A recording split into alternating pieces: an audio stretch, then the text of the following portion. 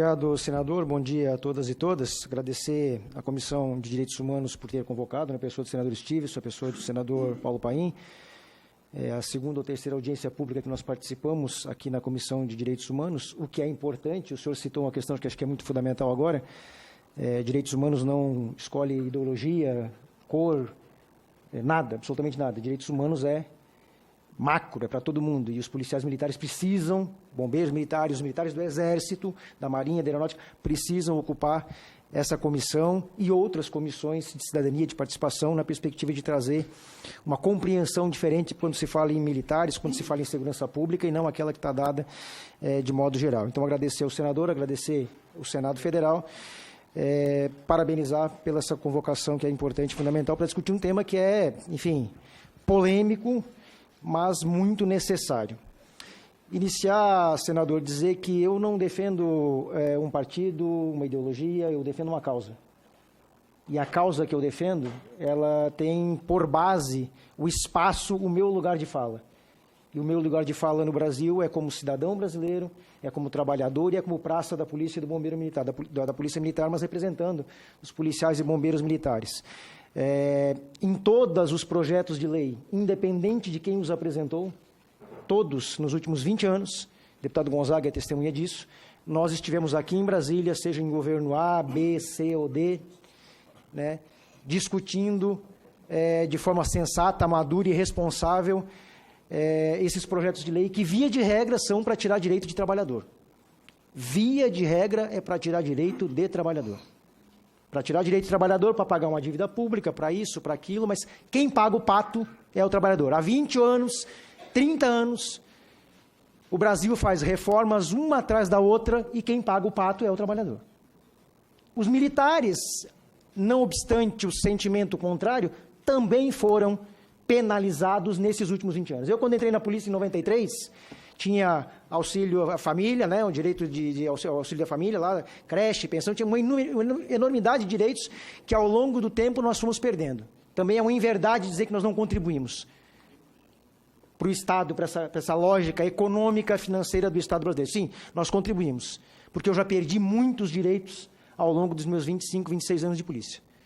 Então, é uma inverdade dizer que agora os militares vão dar a contribuição. Não, nós já viemos dando a nossa contribuição monetária na perspectiva da perda de direitos, secretário, já nos últimos 25, 30 anos. E agora querem nos tirar aquilo que talvez seja o mais sagrado em termos de direito para o policial e bombeiro militar, e aqui me permitam os militares do Exército, das Forças Armadas, eu me referi à minha categoria, eu fui militar do Exército também, fui lá em Joinville, mas como represento, me referi à minha categoria. Tirar o que é mais sagrado para nós, que era a questão do nosso sistema de proteção social diferenciado. Não obstante os estados terem trabalhado questões, via de regra, ilegais, inconstitucionais, não é à toa que nós temos aqui no Supremo Tribunal Federal várias ADIs contestando as mudanças que foram feitas nos estados, por conta de serem inconstitucionais, mudanças com relação ao que o senhor se referiu, a tempo de serviço, contribuição. Em Santa Catarina, nós já estamos na complementar, já estamos pagando 14%, mas é inconstitucional. É inconstitucional. A própria Constituição garante, o artigo 42 garante para nós mesmo tratamento. Então, os estados fizeram essas mudanças de forma inconstitucional e a gente está cobrando isso no Supremo Tribunal Federal e esperamos, obviamente, aí o bom senso do Supremo no sentido de reconhecer a profissão policial militar, bombeiro militar, como sendo uma profissão de risco como todas as outras, como os professores, como o pessoal da saúde, como, enfim. O coronel Flammarion trouxe, aliás, parabenizar pela apresentação, coronel, trouxe os dados, né, com relação ao que de fato precisa ser discutido no Brasil e que é protelado. Dívida pública. Esse Senado aqui fez, o ano passado, o ano retrasado, se não me falha a memória, uma CPI, eu acho que foi conduzida pelo senador Paulo Paim, com relação à dívida pública. A Constituição garante a auditoria da dívida pública. A Constituição coloca a cobrança das grandes fortunas, imposto sobre grandes fortunas. A gente pode até reconhecer que é necessário fazer algumas adaptações na questão da Previdência, pontuais. Mas antes de chegar na Previdência, tem uma enormidade de outras coisas que precisam ser resolvidas. É muito fácil chegar e jogar as pontas nas costas do trabalhador? Por que não se discute as desonerações? Por que não se discute a questão da dívida pública? Por que não se discute a cobrança dos grandes devedores da Previdência? Por que não se discute a aplicação daquilo que prevê a Constituição no tocante à cobrança de imposto sobre grande fortuna? Por que não se discute a taxação de lucros e dividendos? Tenho certeza que metade desses problemas que eu citei, dessas questões que eu citei agora, se fosse discutida de forma séria, objetiva e responsável, resolveria o problema da Previdência, e não só. Outros tantos problemas que nós temos no Brasil. Mas é muito mais fácil pegar o soldado, o cabo, o sargento, e aí me permitam me referir à minha categoria novamente, o soldado, o cabo, o sargento, o subtenente, que não pode fazer greve, que não pode isso, que não pode aquilo, que não pode aquele outro, criar toda uma construção de privilégio, quando na verdade já foi explanado pelos meus antecessores aqui que não é verdade, não existe privilégio. Dizer isso é muito fácil pegar os professores, o trabalhador rural, a enfermeira, aquele pessoal lá da ponta do sistema, o trabalhador, aquele que efetivamente constrói o Brasil com o suor do seu rosto, e jogar uma carga em cima dele, e aí depois agradar ou para agradar o mercado financeiro. E não sejamos ingênuos, todo mundo já sabe, né? Não estamos mais na década de 60, na década de 70, 80, a informação pode ser hoje divulgada tranquilamente, está aí nas redes sociais, todo mundo sabe que essa reforma da Previdência é para agradar o mercado financeiro. Todo mundo sabe disso. Ninguém é mais ingênuo ao ponto de acreditar que o problema é só a Previdência. Não. O problema é muito mais grave no Brasil e precisa ser discutido.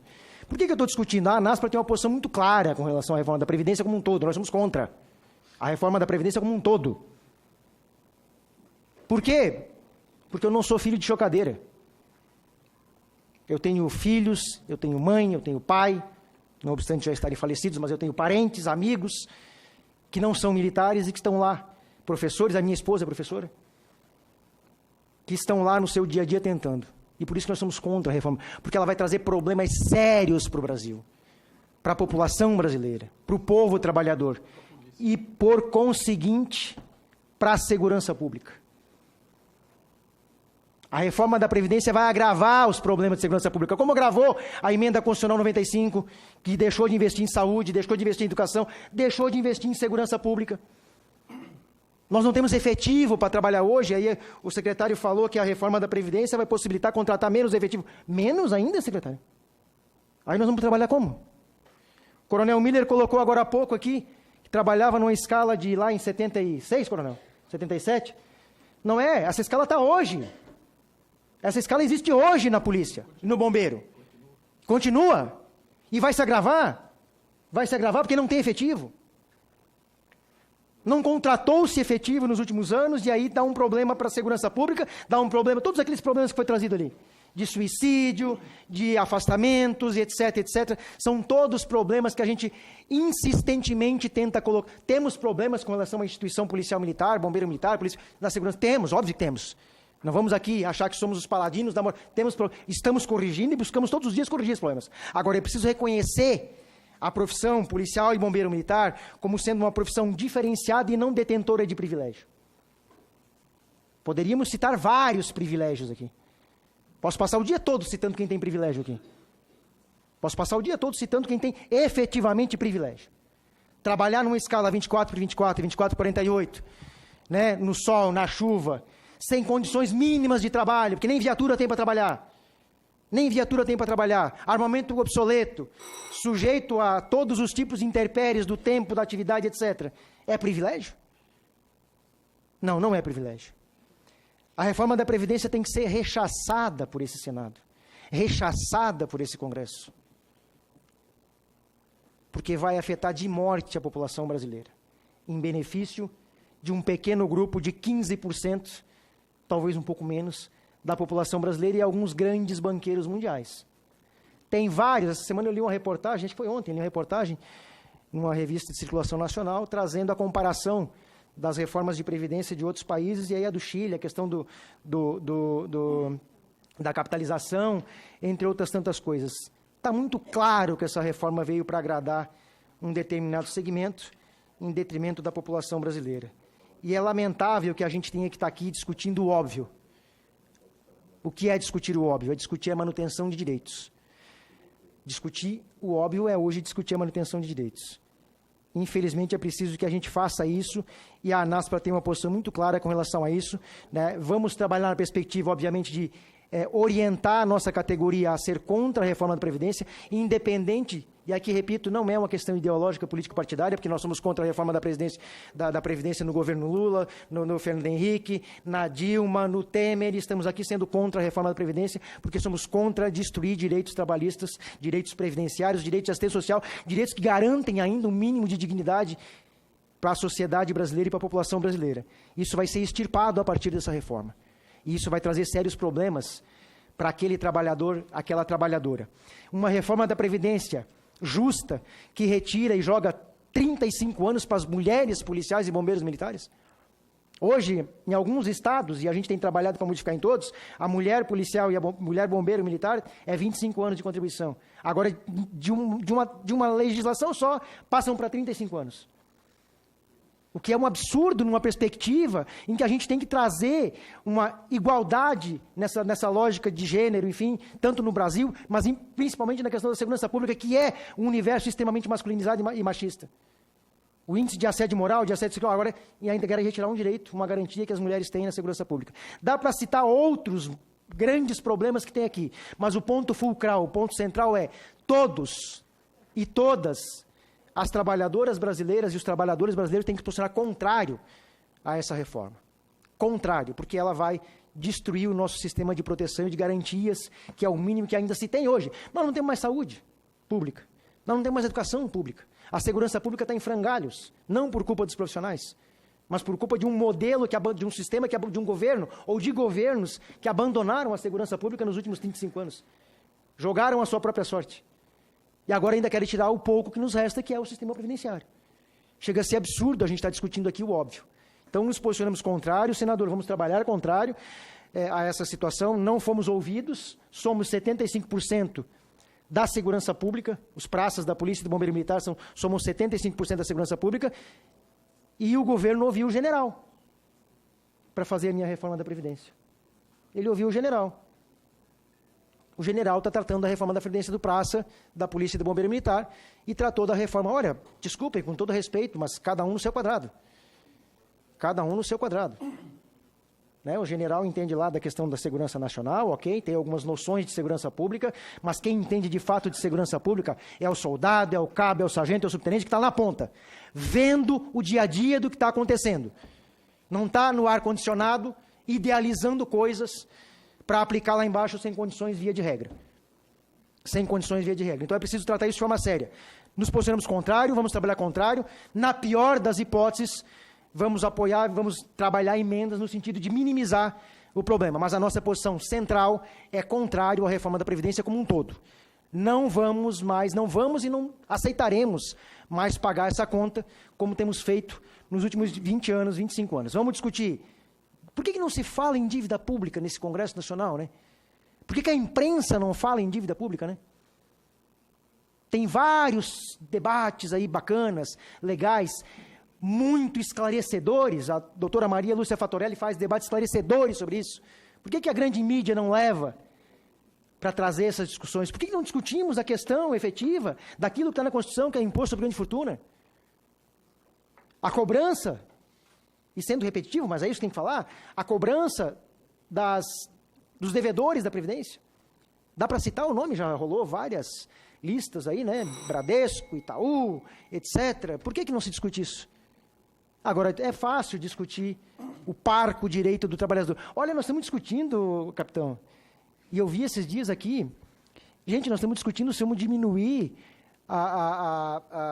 de um salário mínimo para meio salário mínimo aposentado, direito, como é que é o nome o BCP, desculpa.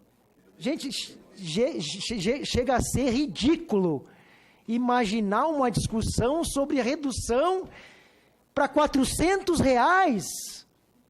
Como é que alguém consegue, em sã consciência, defender um negócio desse? Como é que alguém consegue, em sã consciência, e desculpa, com cara de pau, de pegar um microfone e vir defender a redução para metade disso? 400 e acha que estão fazendo caridade. Vamos discutir 35 anos para policiais e bombeiros que não conseguem trabalhar. Ora, se os oficiais, Coronel Miller, aceitaram 35 anos, ok, então vamos separar. Os oficiais vão fazer 35 anos, vão ficar com 30. Porque não consegue, não dá. É desumano imaginar um soldado, um cabo, um sargento lá na rua, com 60 anos de idade, correndo atrás de um marginal com 16, 17, 18, 19. É ilógico. Chega a ser tosco uma discussão nesse sentido. Chega a ser tosco. E tudo em nome do mercado financeiro. Bom, era isso, deputado, senador. Agradecer o espaço, dizer que nós estaremos sempre aqui na comissão para discutir direitos humanos dos trabalhadores da segurança pública. Queremos discutir os direitos humanos dos trabalhadores da segurança pública. E outros tantos direitos que nós fomos perdendo ao longo do tempo. E o esquecimento do Estado brasileiro com relação ao soldado, ao cabo, ao sargento e ao subtenente, que é quem está lá na ponta e precisa efetivamente ser visto pela sociedade, por esse Congresso, pelo governo estadual, pelo governo federal e por todos aqueles que dependem desse profissional para tentar sobreviver e tentar viver num Estado que está completamente desorganizado e excessivamente